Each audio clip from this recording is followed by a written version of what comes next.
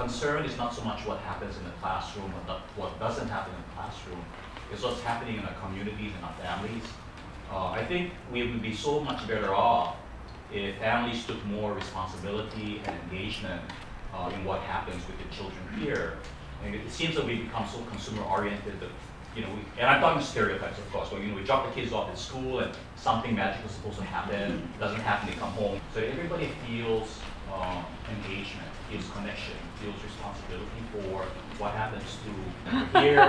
So I did. I got in the parking lot about how every kind of stakeholder you can imagine talks about what he or she does, connecting to because it's my. So that they can become better learners and better thinkers in order to. What's interesting, see, I don't know about that project.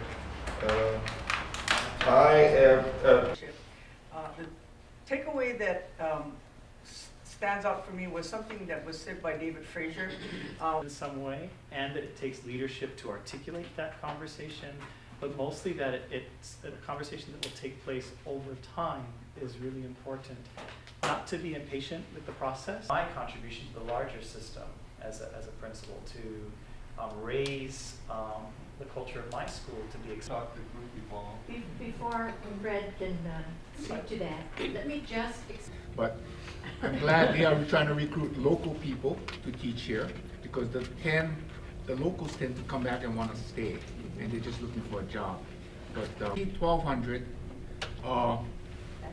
So we have to bring in from the outside. And that's why I think the first way it relates to empowerment, because when you empower the schools, instead of having the whole system needs to change, it's just the school needs to change, and they can go faster, we could be more agile.